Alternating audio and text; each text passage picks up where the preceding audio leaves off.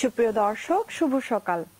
সবাইকে আমন্ত্রণ জানাচ্ছি এটিএন বাংলার সরাসরি স্বাস্থ্য বিষয়ক সম্প্রচার এনাম ক্যান্সার হসপিটাল নিবেদিত সুচিকিৎসা অনুষ্ঠানটিতে। আপনার স্বাস্থ্য এবং স্বাস্থ্য সংক্রান্ত যে কোনো সমস্যা এবং তার সমাধান নিয়ে আপনাদের সাথে থাকছি আমি ডক্টর মলি, এবং আমাদের সাথে থাকছেন বিশেষজ্ঞ ডাক্তাররা। আমাদের আজকে আলোচনার বিষয় ক্যান্সার এবং তার আধুনিক চিকিৎসা।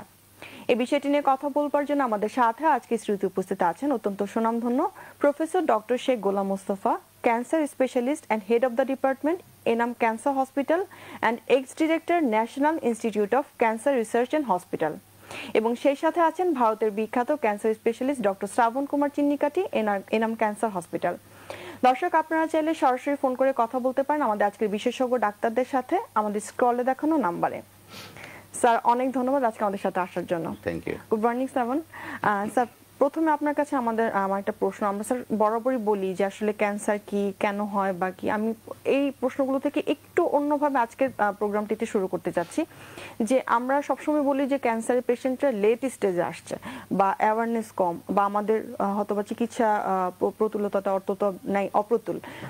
আপনার কাছে স্যার প্রথমে প্রশ্ন থাকবে যে যেহেতু লেট করে আসছে, এই পিছনে কারণগুলো কি থাকে? যে আমরা কি আসলে সাইন সিমটমসগুলো বুঝি না, বা আমরা কি অ্যাওয়ার না বা সচেতন না? মানে কোন বিষয়টিতে স্যার আপনার কাছে একজন চিকিৎসক হিসেবে মনে হয় যে মার্ক করা উচিত? ধন্যবাদ আপনাকে, সুন্দর প্রশ্ন। আসলে ক্যান্সার একটা দুরারোগ্য ব্যাধি, আপনারা জানেন, কিন্তু একেবারে দুরারোগ্য হলেও একেবারে অনিরাময় নয়। কিন্তু এটা প্রায় এখন 50% মতো ক্যান্সার সম্পূর্ণ নিরাময় হয়ে যায়, আর বাকিগুলো নিরাময় না হলেও তাদেরকে ভালো একটা শান্তিপূর্ণ জীবন দেওয়া যেতে পারে, লংজিভিটি বাড়ানো যেতে পারে। তো সেক্ষেত্রে আমাদের রুগীদেরকে বা সুস্থ লোকদের জানতে হবে যে ক্যান্সার কেন হয় এবং এর লক্ষণাদি কি। তো ক্যান্সার কেন হয় এটা বলতে গেলে, এক কথা বলতে গেলে বলতে হয় যে কিছু আছে জেনেটিক, 30% কেস হচ্ছে পারিবারিক বা জেনেটিক, ফ্যামিলি হিস্ট্রি থাকে তাদের, আর 70% হচ্ছে এটা আমাদের পারিপার্শ্বিক যে এনভায়রনমেন্টাল যে এক্সপোজার, সেটা হতে পারে প্রফেশনাল, সেটা হতে পারে যে আমাদের রাস্তাঘাটে ডাস্ট বা বেড়ে যাচ্ছে, কার্সিনোজেন বেড়ে যাচ্ছে বাতাসে, এসব কারণে বিভিন্ন কারণে হতে পারে, বা ব্যক্তিগত লাইফ স্টাইলের কারণে অনেক কিছু হয়ে থাকে, খাদ্য খাবার এবং ধূমপান, এগুলো তামাক সেবন ইত্যাদি, এগুলো তো যেগুলো আর্লি আসলে ভালো হয়, যেটা ইন্টারন্যাশনালি অ্যাকসেপ্টেড, যে সূচনায় পড়লে ধরা ক্যান্সার রোগ যায় যে সারা সূচনায় ধরতে হবে। সূচনায় ধরতে হলে আমার ইন্টারন্যাশনালি একটা শব্দ আছে কশন। আমি ইংলিশে না বলে আমি যদি বাংলা এইভাবে বলি, যে ধরেন মুখগহ্বরে যদি এটা ক্যান্সার হয় কি হবে, তার একটা ক্ষত বা ঘা হবে জিহ্বায় বা তালুতে অথবা ঠোঁটে। এটা দেখে সহজেই একটা অনুমান করা যায়।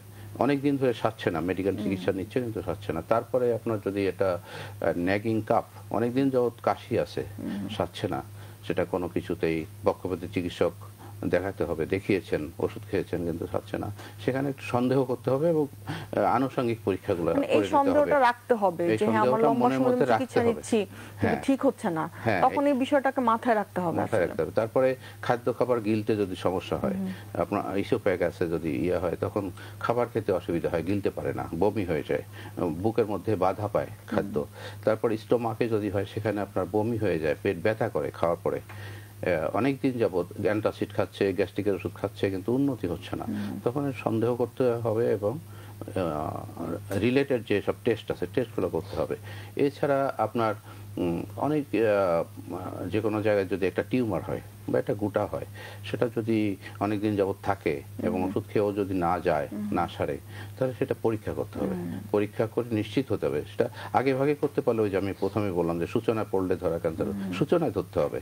এছাড়া মহিলাদের যেমন জরায়ু মুখের ক্যান্সার আমাদের দেশে খুব বেশি ছিল আগে, এখন একটু কমে আসছে, তারপরেও এটা কিন্তু কম না। এই মহিলাদের ওই যে আনহাইজেনিক কন্ডিশনে থাকা, ভাইরাস ইনফেকশন, এইসব কারণে এগুলো হয়ে থাকে বেশি। সেগুলা তাদের ওই যে প্রথম সাদা সিরাপ হতে থাকে অনেকদিন যাবত অনিয়ন্ত্রিত ভাবে, এবং মাসিকে বন্ধ হয়ে যাওয়ার পরেও, মেনোপজ হয়ে যাওয়ার পরেও কিন্তু অনেকের ব্লিডিং হয়। এই ব্লিডিং এর কারণ বের করতে হবে, এবং ব্লিডিং এর কারণ বের করতে গেলে 99% কেসে দেখা যাবে যে সার্ভাইকাল ক্যান্সার হয়ে গেছে। পেটে যে কোনো জায়গায় একটা টিউমার হতে পারে, ফুলে যেতে পারে, পানি হতে পারে, তারপরে আপনার গলায় বা বগলে এই জায়গায় লিম নোড হতে পারে। এই লিম নোডগুলো যদি অনেকদিন থাকে তাহলে চিন্তা করতে হবে, মাথায় আনতে হবে যে। তারপর কালো দাগের মতো তিলের মতো হয় অনেক সময়, বা তিল মোল থাকে বলি অনেকের। আমরা অনেক হ্যাঁ, সময়। মোল, বড় মোল যেগুলা ভেঙে যায় অনেক সময়। ভেঙে গেলে এই তিলটা কিন্তু ক্যান্সারের রূপ নিতে পারে। এটা পায়ে হয়, যে কোনো জায়গায় হতে পারে। তো এই ইয়েগুলো, সিমটমগুলো, হবে আর কি। হ্যাঁ, উপসর্গগুলো মাথায় রেখে, এবং অনেক সময় বিনা কারণে মাথা ব্যথা করে, বমি হয়, খেতে পারে না। মানে এগুলো সবকিছুর মানে মূলে ইদানিং আর কি, যেহেতু আমাদের এই জিনিসটা আমরা অনেক শুনছি যে ক্যান্সার কিন্তু প্রাদুর্ভাব ডে বাই ডে বেড়ে চলেছে, সো এই বিষয়গুলো যখন হবে তখন মাথায় আমাদের রাখতে হবে যে আমাদের ক্যান্সার হতে পারে। আর যেটা মূল কথা সেটা হচ্ছে যে ক্যান্সার হলে কিন্তু মানুষের খাদ্য খাবারের রুচি কমে যায়, রক্ত শূন্যতা দেখা দেয়, দুর্বল হয়ে যায়, তার কোনো কিছু ভালো লাগে না, জ্বর হতে পারে। এইসব কারণগুলো তার যদি উপযুক্ত কারণ না থাকে, না থাকে, তাহলে ক্যান্সারের দিকে ধাবিত করতে পারে। স্যার, আমরা অনুষ্ঠানের বাকি অংশে আরো অনেক কিছুই জানবো, তার আগে ফোন আছে, ফোনটি নিচ্ছি। দর্শক আমাদের সাথে থাকুন, লাইনটি কেটে গেছে। স্যার, আমি আবার একটা কথা বলতে চাচ্ছিলাম যে এই বিষয়গুলো যেহেতু আমরা স্যার শুরুর দিকে জানতাম যে ওয়েট কমে গেলে বা বারবার জ্বর হলে আমাদের একটা ক্যান্সারের সাইন সিমটমস হয়, কিন্তু এখন যেহেতু এই বিষয়গুলো আসছে, যদি আমরা আদার্স কোনো সাইন সিমটমস দেখি যে long period of time treatment করার পরও ঠিক হচ্ছে না, সেক্ষেত্রে আমরা এটাকে মাথায় রাখতে পারি যে ইভালুয়েশনটা যাতে আমরা করি অ্যাটলিস্ট, তাই না? ইভালুয়েশনটা আর্লি হলে। আর একটা বিষয় আছে যে যাদের পায়খানা ঠিক মতো হয় না, তাদের ক্ষেত্রে হতে পারে। স্যার, একটু জানবো, স্যার একটা ফোন আছে, স্যার ফোনটি নিচ্ছি। হ্যালো দর্শক, আপনার নাম বলে প্রশ্নটি করুন। হ্যালো, জি স্যার, শুনতে পাচ্ছেন, আপনার প্রশ্নটি করুন। আমি ঢাকা থেকে বলছি, হোসনি আরা বেগম। জি, আমি এখন বলতেছি ওই যে ডাক্তার কি জানি, গোলাম মোস্তফা স্যার। বলেন। হ্যাঁ স্যার, ওনার সাথে একটু কথা ছিল। আমার হাজবেন্ড মনে করেন প্রস্টেটে ক্যান্সার। আচ্ছা। তো অপারেশন করলে বলে প্রসাব জড়বে, আর মনে করেন হ্যাঁ কোনো দুর্বলতা নাই, খাওয়ানোর অরুচি নাই, কিন্তু পেটে প্রচুর গ্যাস। আচ্ছা, দর্শক আপনি আমাদের সাথে থাকুন। দর্শকের প্রশ্নটি হচ্ছে থেরাপি দিলে কি চলাফেরা করতে পারবে কিনা সেটা তো। আচ্ছা, প্রশ্নটি হচ্ছে যে দর্শকের যে তার হাজবেন্ডের হচ্ছে প্রোস্টেটিক ক্যান্সার আছে, এবং যদি থেরাপি দেয় তাহলে সে চলাফেরা করতে পারবে কিনা, এবং তার আদার সাইন সিমটমস এর মধ্যে একটা হচ্ছে তার অনেক গ্যাস ফর্ম হয়, তার গ্যাস্ট্রাইটিসের প্রবলেমটা আছে। সেই বিষয়টা যদি একটু বলেন। অবশ্যই চলতে পারবে, চলাফেরা করতে পারবে, যে নর্মাল ওয়ার্ক করবে। এবং প্রোস্টেট ক্যান্সার সহজে কিন্তু একেবারে খারাপ হয়ে যায় না। এটা চিকিৎসা দিয়ে অনেক দিন পর্যন্ত ভালো রাখা যায় রোগীকে। আর গ্যাস হলে গ্যাসের ওষুধ খেতে হবে, গ্যাস্ট্রিকের যে সিমটমস অনুযায়ী আমাদের কাছে ট্রিটমেন্ট খেতে হবে। উনি একজন চিকিৎসকের পরামর্শ নিলে এটা মনে হয় ঠিক হয়ে যাবে। So my next question to Dr. Shravan is that what are the risk factors for, as per your clinical practice, what do you think? What are the risk factors of the cancer, any kind of cancer? No, আলাদা cancer ও আলাদা respect হবে, ঠিক আছে না? So this for brain tumor, we will start with common cancer, head and neck cancers. So जो কোনো মানুষ तंबाकू पदार्थ खाइतेছে, so they will be at a higher risk. Okay, and also that causes the lung cancer also, and it is almost all the cancers of the body. আলাদা cancer जो কোনো জায়গা मतलब শরীরে আসতে হবে, ঠিক আছে না? So then like if you think gastritis, like stomach cancer, esophageal cancer, and जो কোনো পেটে ক্যান্সার আছে, so that is because of the carbohydrate. So if you are not taking the proper food, like more fiber rich food and vegetarian food, so if you take that, it will not come. So that's the thing. Prostate is an age-related cancer. Age-related cancer. Also, there is a genetic, like hereditary factors, like BRCA1 and BRCA2.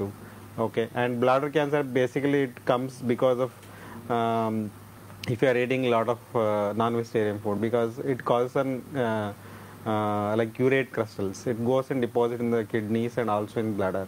So because of the irritation, because of the inflammation, so you will get all those cancers. So coming to the bone cancer and all, they are not, like most of the time is hereditary, and soft tissue tumors also most of the time is hereditary. Okay. So there are different causes of different cancers. So the main thing came out of your answer is that lifestyle is a very important factor. See, most of the cancers are because of lifestyle. Okay, because even the hereditary cancers are modifiable. Okay, if you change the lifestyle, it also changes because there is something called epigenetic factors. So it changes the gene activity. So hereditary because of genes, but genes can be modified by epigenetic factors. So it is all the lifestyle thing. Even if you have an hereditary risk factor, you can modify that. Say you do daily exercise, you have a good food, okay, and then do like stress-free life. So those are the different factors you can modify it, even it is a hereditary thing. Sir আপনার কাছে আসতে চাচ্ছি, যেহেতু sir আপনি একটা হসপিটালে প্র্যাকটিসরত আছেন, এর নাম ক্যান্সার হসপিটাল, সেখানে স্যার যখন আমরা যেহেতু ক্যান্সারগুলো নিয়ে ওইখানকার সব পেশেন্টদেরকে ট্রিট করি, সো এরকম কি স্যার হয় কিনা যে আমরা স্ক্রিনিং এর ব্যবস্থা রেখেছি, যে যেসব পেশেন্টদের অন্যান্য ইউনিটে আমরা দেখা যাচ্ছে অনেক ধরনের প্রবলেম নিয়ে আসছে বা ইন জেনারেল পিপলরা আসছে তাদের স্ক্রিনিং করানোর জন্য, সেই ধরনের সুব্যবস্থা সম্পর্কে যদি একটু বলেন স্যার, যে কিরকম ব্যবস্থা আমরা ওখানে করতে পেরেছি। Thank you. আসলে ক্যান্সার স্ক্রিনিং প্রোগ্রাম, কয়েকটা ক্যান্সারের স্ক্রিনিং প্রোগ্রাম চালু আছে সব জায়গায়, যেমন বিএসএমওতে আছে, আমাদের ওখানেও আছে। সার্ভাইকাল ক্যান্সারের স্ক্রিনিংটা আছে, ওখানে প্যাপস করা হয়। আর ওখানে ব্রেস্ট ক্যান্সারের স্ক্রিনিং করা হয়, এটা নির্দিষ্ট মাসে, ব্রেস্ট ক্যান্সার অ্যাওয়ারনেস মান্থ আছে, ওই মাসে করা হয়। এটা বিনামূল্যেই করা হয় এই স্ক্রিনিংগুলো। এবং আপনি জেনে খুশি হবেন যে এনাম মেডিকেল কলেজ হাসপাতালে কিন্তু ক্যান্সারের নির্ণয় থেকে শুরু করে নির্ণয়ের যে সাইটোলজি, প্যাথোলজি যেগুলো প্রয়োজন পড়ে, এবং টিউমার মার্কার সহ এবং জেনেটিক টেস্ট সহ সব টেস্টই কিন্তু ওখানে করা হয়। এবং সুনির্দিষ্টভাবে যে কেউ একটা টিউমার নিয়ে আসলে তার ক্যান্সার হয়েছে কি হয় না এটা নির্ণয় করার জন্য যথেষ্ট সুযোগ সুবিধা ওখানে আছে, আমরা যখন সবসময় কিন্তু ক্যান্সার রোগীদের নিয়ে কিন্তু একটা হ্যাসেলে থাকি স্যার, যে এখানে টেস্ট করতে হবে, ওখানে দেখাতে হবে, আরেক জায়গায় ট্রিটমেন্ট দিতে হবে, এটা মানে হ্যাসেলের মধ্যে যায় সবসময় পেশেন্টরা, সেটা গরিব থেকে শুরু করে যাদের সামর্থ্য আছে তারাও কিন্তু যাদের আছে। সো কিন্তু এখানে স্যার মানে A to Z এর একটা ট্রিটমেন্ট। হ্যাঁ, আমাদের এখানে কিন্তু সম্পূর্ণ ট্রিটমেন্ট, অন স্টপ সেন্টার। এখানে আসলে আপনি ডায়াগনোসিস থেকে শুরু করে একেবারে চিকিৎসা করে, সার্জারির গুড টিম অফ সার্জন আছে ওখানে, সার্জারি হবে, তারপরে কেমো লাগলে কেমোথেরাপির জন্য আমাদের সুন্দর একটা ওয়ার্ড আছে, কেমো টিম আছে আমরা, এবং রেডিওথেরাপি দেওয়ার জন্য যা যা মেশিন দরকার সবগুলো মেশিনে সেখানে বিদ্যমান আছে, যা থেকে সম্পূর্ণ ডায়াগনোসিস থেকে শুরু করে চিকিৎসা সম্পূর্ণ করে একটা লোক বেরিয়ে যেতে পারে খুব সহজে। সো এটা একটা বড় বিষয়। আমি একটু জানতে চাচ্ছি doctor Shrabon, that if you think that you are practicing here currently, so what is your main functional difference you feel from India to Bangladesh? So I will take this answer after coming from a short break. Okay. সুপ্রিয় দর্শক, Enam cancer hospital নিবেদিত সুচিকিৎসা অনুষ্ঠানটির এই পর্যায়ে সময় হয়ে এসেছে একটি ছোট্ট বিরতি নেবার। বিরতির পর ফিরে আসছি, থাকবেন আমাদের সাথেই।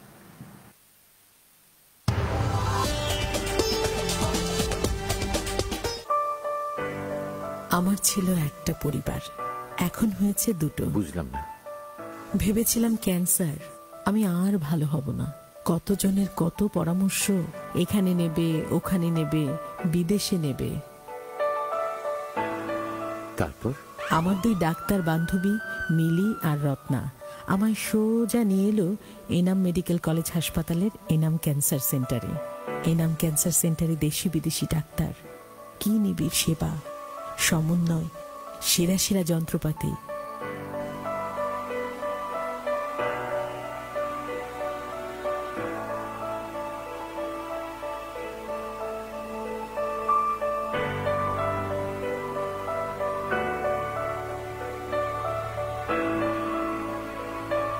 আর রোগীতে ডাক্তারে কি অপূর্ব বোঝাপড়া। এনাম ক্যান্সার সেন্টার, এটাও আমার একটা পরিবার, আমার নতুন জীবন দেয়া পরিবার, আমার অন্তরে, আমার বিশ্বাসে। Enam cancer centre, Enam medical college হাসপাতাল, সাভার, ঢাকা।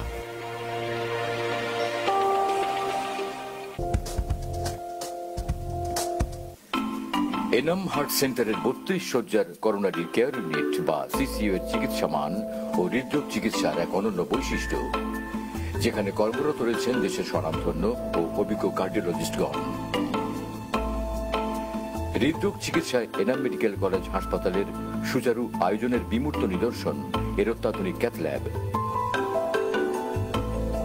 অন্যান্য মৌলিক চিকিৎসা সরঞ্জামের সারিতে যুক্ত হয়েছে অত্যাধুনিক 2টি ক্যাথ ল্যাব। সাথে রয়েছে আইভাস, এফএফআর ও আইএবিপির মতো অত্যাধুনিক যন্ত্রপাতি, যেখানে করোনারি, পেরিফেরাল ও carotid angiogram, angioplasty, device closures এবং স্থায়ী ও অস্থায়ী পেসমেকার স্থাপন সহ সকল প্রকার ইন্টারভেনশন করা হয়। এই সেবা উন্মুক্ত থাকে 24 ঘন্টা। এনাম মেডিকেল কলেজ হাসপাতাল, সাভার, ঢাকা। দেশের জন্য একটি ভালো কাজ করে হলেও একযোগ করা আমাদের দায়িত্ব। আসুন বাংলাদেশের 50 বছরের গৌরবক্ষণে দেশের জন্য একযোগে কাজ করি আর তা ছড়িয়ে দিই ইন্টারনেটের শক্তিতে। যে কোনো সময় যে কোনো জায়গায় দেশের সবচেয়ে বেশি সংখ্যক ব্যাংক থেকে নিমেষে টাকা আনুন বিকাশে।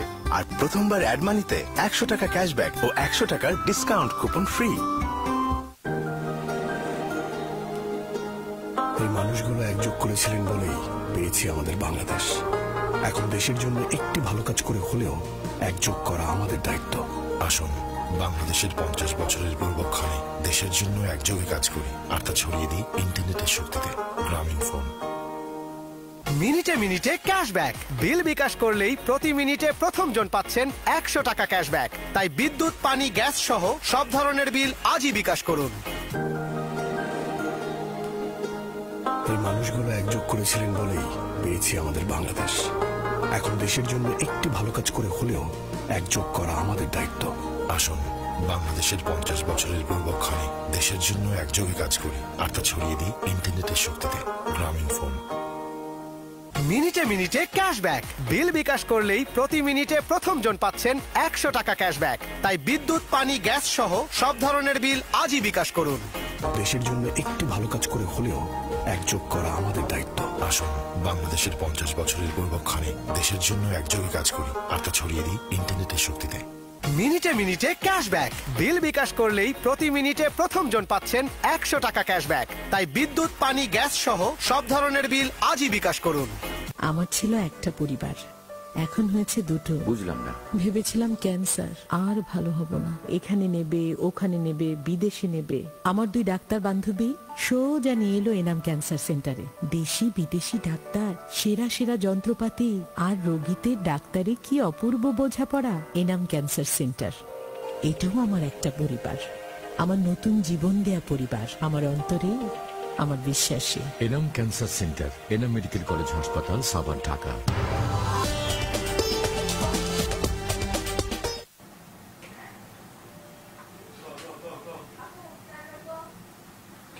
সুপ্রিয় দর্শক, বিরতি শেষে আবারও ফিরে এলাম এনাম ক্যান্সার হসপিটাল নিবেদিত সুচিকিৎসা অনুষ্ঠানটিতে। আমাদের সাথে থাকার জন্য ধন্যবাদ। আমরা আজকে কথা বলছিলাম ক্যান্সার এবং তার আধুনিক চিকিৎসা নিয়ে, এবং আমাদের সাথে আছেন প্রফেসর ডক্টর শেখ গোলাম মোস্তফা এবং ভারতের বিখ্যাত ক্যান্সার স্পেশালিস্ট ডক্টর শ্রাবণ কুমার চিন্নিকাঠি।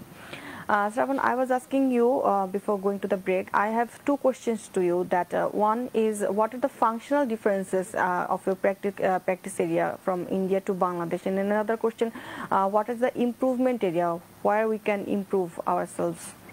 কিছু ডিফারেন্স নাই, like if you talk about the technology part, okay, so there is no difference actually, okay, whatever machine you have, medicine you have there, everything is here, okay. So other thing is awareness is less for our patients. So I think we have to increase that awareness for patients, and also for the diagnostic part we need to have an it is two-way thing. One is for a doctor and another is a patient.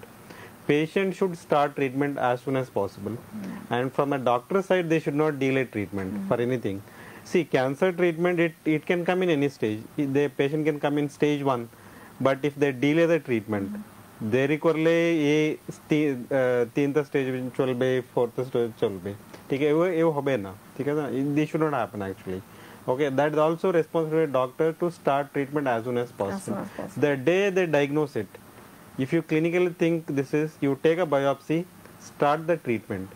Okay, and also patient should not delay. They should not go on shopping the treatment, because finally ये खर्च कम হবে না, দেরি করলে আপনার খরচ বেশি হবে। এই জন্য আপনার তাড়াতাড়ি ট্রিটমেন্ট চালু করেন, আপনার জন্য ভালো হবে, ঠিক আছে? So you will get a good result পাতে হবে এই জন্য। ঠিক আছে সো স্যার কাছে আমার একটা প্রশ্ন যে স্যার আমরা সবসময় ক্যান্সার হসপিটালগুলোতে বা আমরা যারা অনকোলজিস্ট যারা প্র্যাকটিস করেন তাদের ক্ষেত্রে টিউমার বোর্ডের একটা টার্ম আমরা সবসময় ইউজ করি যে টিউমার বোর্ডটা খুবই গুরুত্বপূর্ণ, কারণ শুরু থেকে শেষ পর্যন্ত একটা রোগীকে আমরা কিভাবে চিকিৎসা দিব, সে যে আর্লি স্টেজে আসে বা লেট স্টেজে আসে, এই ডিসিশনগুলো মেক করার জন্য একটা টিউমার বোর্ড আমরা গঠন করি। সো এই বিষয়টিতে আসলে আমরা কতটুকু কাজ করতে পারছি বা কতটুকু সাকসেসফুল করতে পারছি বা এনাম ক্যান্সার হসপিটাল আমরা সেটা চালু করেছি কিনা বা করবো কিনা? Thank you. আসলে ক্যান্সার চিকিৎসাই হচ্ছে একটা multi modality treatment. Multi modality বলতে আপনার এক ক্যান্সারে কিন্তু অনেক সময় সার্জারির প্রয়োজন পড়ে, সেটার আবার রেডিওথেরাপি প্রয়োজন পড়ে, কেমোথেরাপিও প্রয়োজন পড়ে, অনেক ক্ষেত্রে হরমোন ট্রিটমেন্টের প্রয়োজন পড়ে, অনেক ক্ষেত্রে টার্গেটেড ট্রিটমেন্ট প্রয়োজন পড়ে। তো এইসব কারণে টিউমার বোর্ড এবং ক্যান্সার জানেন যে স্টেজ ওয়াইজ ট্রিটমেন্ট করতে হয়। স্টেজ যদি আর্লি হয়, অন স্টেজ হয়, তো সার্জারি অনেক ক্ষেত্রে পসিবল হয় এবং সেটা কিউরেবল হয়ে যায়। Stage 2, 3 that is moderate, chemo surgery এবং রেডিওথেরাপি কেমোথেরাপি সবই লাগতে পারে। স্টেজ 4 জাস্ট ফর পেলিয়েশন, রোগীর কষ্ট বা ব্যথা বেদনা এগুলো দূর করা, এটা হচ্ছে স্টেজ 4-এ মাত্র পেলিয়েশন। তো এইগুলা কোনটা আগে করব, কোনটা পরে করব, কিভাবে করব, এই জন্য একটা মেডিকেল বোর্ড থাকা দরকার আর কি, টিউমার বোর্ড। টিউমার বোর্ড বলতে ক্যান্সার রোগীদের বা ক্যান্সার সাসপেক্টেড রোগীদেরকে নিয়ে একটা বোর্ডে আলোচনা করা। সেখানে আপনার রেডিয়েশন অনকোলজিস্ট থাকবেন, মেডিকেল অনকোলজিস্ট থাকবেন, সেখানে প্যাথোলজিস্ট থাকবেন, সেখানে থাকবেন সার্জনের মধ্যে general surgeon, gynaecological surgeon, ENT surgeon, neuro surgeon, সবাই থাকলে এটা সুবিধা হয় আলোচনা করে যে কোনটা আমরা আগে শুরু করব, কোনটা পরে করব, এবং বেস্ট আউটকামটা নিয়ে আসা সম্ভব একটা রোগীর চিকিৎসা করার ক্ষেত্রে। বেস্ট আউটকামটা সেখানে সম্ভব হয়। তো সেটা শুরু হয়েছে ক্যান্সার ইনস্টিটিউট থেকে, ওখানে এখনো রেগুলারই হয়, এই বোর্ডটা বসে চিকিৎসা শুরু করার আগে। আর এনাম ক্যান্সার সেন্টারে কিন্তু একটা বোর্ড গঠন করা আছে। তো সেটার ফিজিক্যালি বসা এই কোভিড পিরিয়ডে করা হয়েছে, তো ফিজিক্যালি বসা হয়নি অ্যাকচুয়ালি। আমরা ওভার টেলিফোন আমরা এটা ডিসকাস করে নেই। যদি ইএনটির কেস হয় ইএনটি সার্জনের সঙ্গে আলাপ করে নেই, তারপরে যদি বলেন উনি, তো আমি আবার ওনার কাছে পাঠিয়ে দেই রেফার করে, উনি একটু দেখে সাজেশন দিলে তারপরে আমি বাকি চিকিৎসাটা করি। এইভাবে আমরা কাজ চালিয়ে যাচ্ছি। বা সার্জন থাকলে সার্জনের কাছে পাঠিয়ে দেই অথবা ওনার সঙ্গে টেলিফোনে কথা বলি, বলে নিয়ে সার্জারি আগে হবে না কিছু কেমোথেরাপি আগে দিলে ওনার সার্জারি করতে সুবিধা হবে, সেটা আমরা বুঝে নেই আগে। Okay.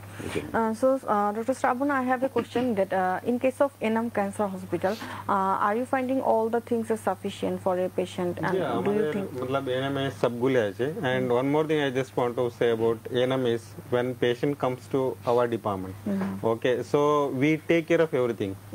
Okay, whether it is surgery, radiation, chemotherapy, it will be done within 24 hours. Okay, everything we do it because we take care of the patient from 0 to 100. It comes in a full circle. Okay, we don't allow any patient to go without any complete conclusion. আমাদের और एक ऐसे see cancer treatment is বহুমুখী এবং গতিশীল আছে, এই জন্য পেশেন্টের কনফিউশন থাকতে হবে। এই জন্য আমি সবসময় বলতে হবে আপনার ये जो কোনো চিকিৎসা আছে ये আমাদের मतलब we will decide because you can't decide because it changes every time. Okay, if patient comes to stage 1 we ask for a surgery. Okay, if the patient comes next time without taking treatment we have a different plan actually. So ये জন্য cancer treatment আলাদা আলাদা হবে। পেশেন্টের मतलब confusion मतलब দ্বন্দ্ব থাকে না, ঠিক আছে না, এই জন্য আপনার তাড়াতাড়ি ট্রিটমেন্ট করতে হবে। Decision will be taken by the physician. Yeah, it is the physician. We take it from point 1 to final point. Okay, patient if they want surgery to be done in we get it done, and we normally follow the organ preservation and functional preservation. So we never allow patient to take you remove this tumor entire organ. We go for a functional thing. Okay, see, that is the present concept. You should not remove the entire organ. If they had a cancer, you don't need to remove the entire larynx. Okay, you remove whatever tumor is there, or you can treat with an advanced radiation technique and also with chemotherapy. Okay, so that is the thing. Okay. Sir আপনার কাছে আমার last question sir, আমরা একদমই শেষ পর্যায়ে আছি, ছোট্ট করে যদি একটু বলি যে স্যার আমরা যে এখন যে আধুনিক চিকিৎসাগুলো করছি সেটা কতটুকু সফল কাম হচ্ছে, যেহেতু অনেক দিন ধরে আমরা চিকিৎসাগুলো করছি, আমরা হয়তো রোগীর পরবর্তী অবস্থাগুলো দেখতে পাচ্ছি, সেটা কতটুকু আসলে সফল কাম হচ্ছে? আমরা আসলে রোগীর চিকিৎসার পরে ধারাবাহিকভাবে 5 বছর যাবত তাদেরকে ফলো আপ করে থাকি। 5 বছর যাবত ফলো আপ করি এইভাবে যে চিকিৎসা শেষে আমরা বলে দিই যে 6 সপ্তাহ পরে 42 দিন পরে দেখা করবেন। তো 42 দিন পরে তার ফিজিক্যাল কি কন্ডিশন এবং তার যে এখানটা রোগ ছিল ওইটা টেস্ট করা, ওইটা টেস্ট করে তারপরে 3 মাস পরে 6 মাস পরে এভাবে আসতে পারি 5 বছর পর্যন্ত দেখি। তো এখনো পর্যন্ত আমাদের প্রায় 50% রোগী যারা 5 বছর পর্যন্ত ফিরিয়ে আসেন, ওই রোগ আর তাদের ফিরে আসেনি। স্যার অনেক ধন্যবাদ আজকে আমাদের স্টুডিওতে আসার জন্য। Thank you Shrabon for coming to the sir, অনেক ধন্যবাদ স্যার। Thank you. সুপ্রিয় দর্শক, এনাম ক্যান্সার হসপিটাল নিবেদিত সুচিকিৎসা অনুষ্ঠানটিতে আমাদের আজকের বিষয় ছিল ক্যান্সার এবং তার আধুনিক চিকিৎসা, এবং এই বিষয়টি নিয়ে কথা বলবার জন্য আমাদের সাথে ছিলেন অত্যন্ত বিশেষজ্ঞ 2 জন ডক্টর। আপনারা দর্শক আশা করি অনেক প্রশ্নের উত্তর পেয়েছেন এবং উপকৃত হয়েছেন। আবারও দেখা হবে আগামী পর্বে, ততদিন পর্যন্ত অপেক্ষা থাকুন, সুস্থ থাকুন এবং অবশ্যই ভালো থাকুন।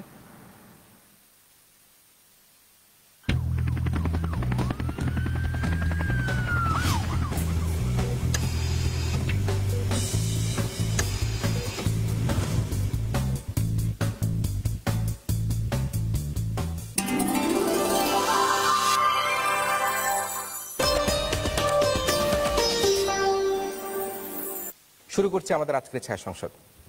যুগ যুগ ধরে ঝুলে থাকা মামলাগুলো নিষ্পত্তি হচ্ছে না, সেখানে আজকে আপনি অভিবাসী শ্রমিকদের কোন দক্ষতা দিয়ে আজকে সেই মামলাগুলোকে নিষ্পত্তি করবেন? আপনি যদি দক্ষ হন, আপনাকে কে প্রতারিত করতে পারবে? যেভাবে আমার শ্রমিক দরকার, সে একইভাবে আমার রিক্রুটিং এজেন্টরাও দরকার। শুধু যেটা আমার দরকার নাই হলো দালাল। মাননীয় মন্ত্রী কিভাবে মানব পাচার বন্ধ করা যায়, কিভাবে দালাল চক্র বন্ধ করা যায়, কিভাবে অধিক দক্ষ শ্রমিক তৈরি করা যায়, সেই বিষয়ে তিনি নজর দিবেন।